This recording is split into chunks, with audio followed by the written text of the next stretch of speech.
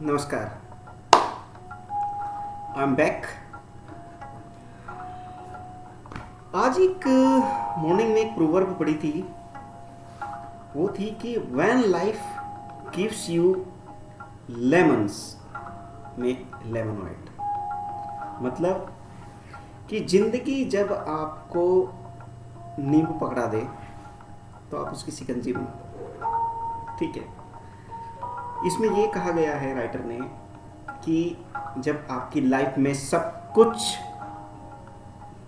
बर्बाद हो जाए, कहीं कुछ रास्ता ना दिखे, चारों तरफ से निराशावाद छा जाए और लगे कि अब कुछ नहीं हो सकता, और कुछ एक परिस्थिति आपकी ऐसी बन जाए कि भाई अब सब कुछ बर्बाद हो गया, खत्म हो गया, तो उस केस में आपको क्या करना है?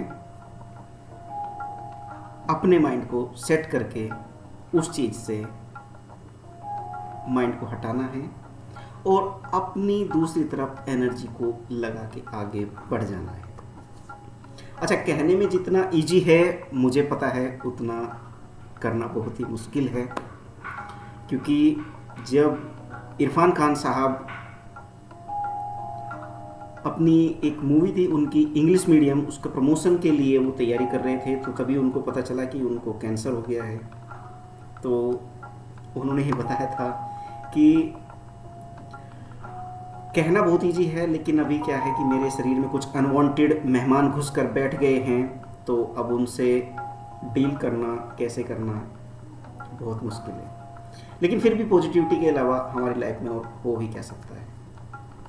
तो ज़िंदगी जब आपको नींबू पकड़ा दे, उसे काटो, नमक लगाओ, चीनी मिलाओ, पानी में डाल के शिकंजी बनाओ और पी जाओ और दूसरी तरफ अपने लक्ष्य की ओर बढ़ जाओ।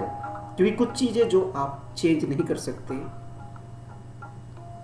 उन्हें समय पे छोड़ दो कि जब समय आएगा वो ठीक हो जाएंगी। नहीं होंगी तो कोई बात नहीं। ये एक्सपेक्ट करो कि हर किसी को मुकम्मल जहां नहीं मिलता, किसी को जमीन नहीं मिलती तो किसी को आसमान नहीं मिलता। लेकिन प्रयास नहीं छोड़ना है, प्रयास करते जाना है। अच्छा, ये जो प्रोवर्ब है इसके बारे में मैं बताऊंगा थोड़ा सा। एक ईसाई लेखक हुए हैं एल्बर्ट हार्वर्ड। उन्होंने ये एक महान ही एक कलाकार थे जिनका नाम था मार्सन पिकनी वाइल्डर। तो उन्होंने उनकी मृत्यु के बाद ही कहा था कि ये एक ऐसे व्यक्ति हुए हैं कि जिनको भाग्य ने, किस्मत ने या ईश्वर कह लो कि एक छोटा कद दिया, शारीरिक रूप से थोड़े से अस्वस्थ थे वो, लेकिन इनका जो दिमाग था वो बहुत ही स्वस्थ था। मतलब उन्होंने लाइफ को पॉजिटिव वे में लिया और चीज़ें अच्छी करके दिखाई।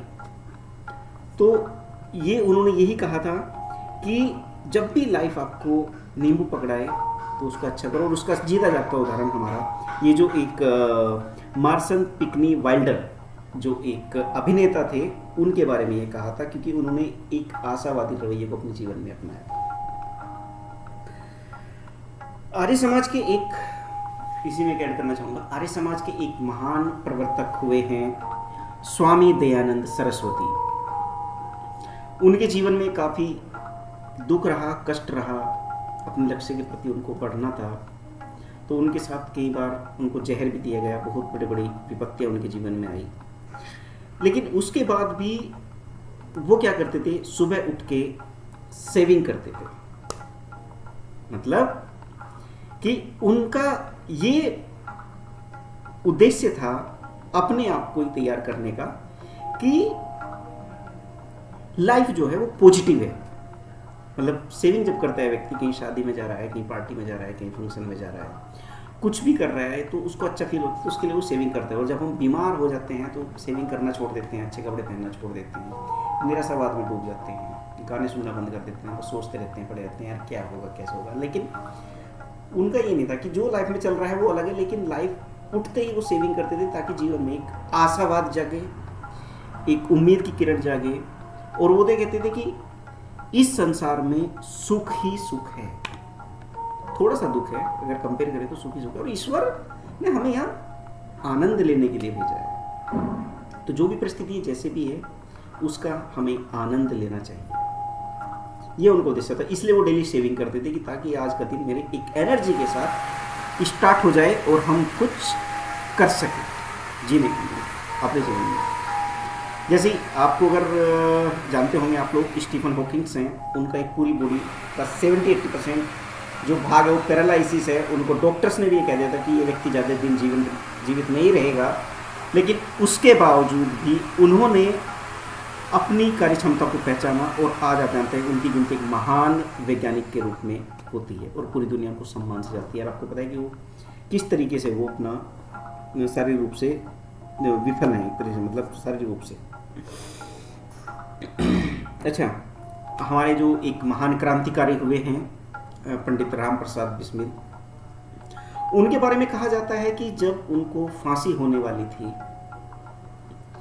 तो फांसी होने के 2 घंटे पहले उन्होंने एक्सरसाइज की थी, दंड बैठक लगाई थी।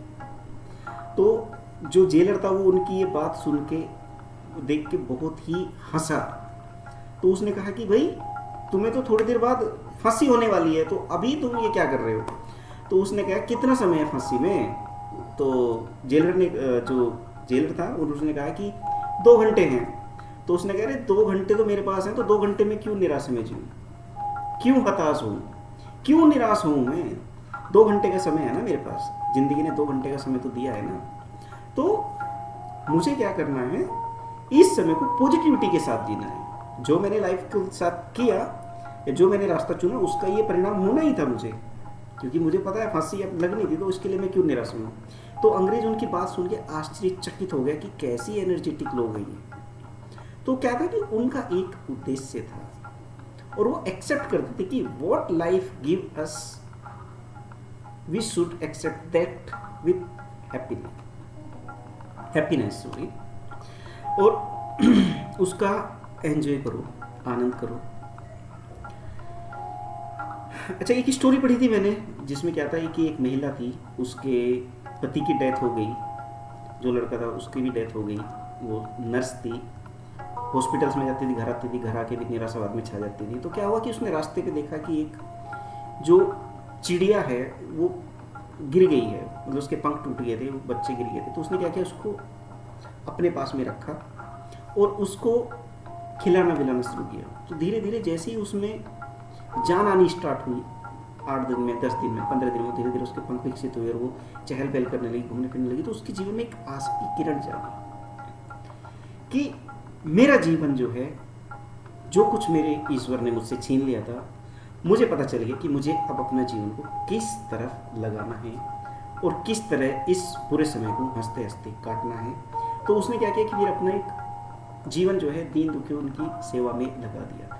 तो हमें जीवन को एक दिशा देनी होती है। जब हम फंस जाते हैं, कुछ रास्ता नहीं निकलता, कुछ सफलता नहीं मिलती, जैसे कुछ लोग यूपीएससी की तैयारी करते हैं, उनका यूपीएससी नहीं क्वालिफाई होता, तो कुछ हताश होकर निराश होकर बैठ जाते हैं, कुछ करते हैं, कुछ आगे निकल जाते हैं, क्योंकि उनके लिए वो ही रास्ता है, वही मंजिल है, उसके लिए ही जीना है। और अगर कोई चीज़ हमें नहीं प्राप्त हुई भरपूर प्रयास के भी हमारे, तो उसके लिए ये बस एक्सेप्ट कर लो कि वो चीज़ हमारे लिए अच्छी थी ही नहीं, जिसकी वजह से ये नहीं मिली, इसलिए हमारे रास्ते थोड़े चेंज हो गए। इस पॉजिटिविटी के साथ हमें जीना है, आगे बढ़ना है और अपने लक्ष्य को प्राप्त करना है, क्योंकि कहते हैं कि जिंदगी किसी एक चीज़ या एक व्यक्ति के लिए नहीं रुकती, बस जीने की वजह बदल जाती है। ठीक है, तो जब लाइफ में कुछ करते हुए ना मिले तो एक काम करो, उस चीज़ को दिमाग से हटा दो, दूसरी तरफ एनर्जी लगा दो और बस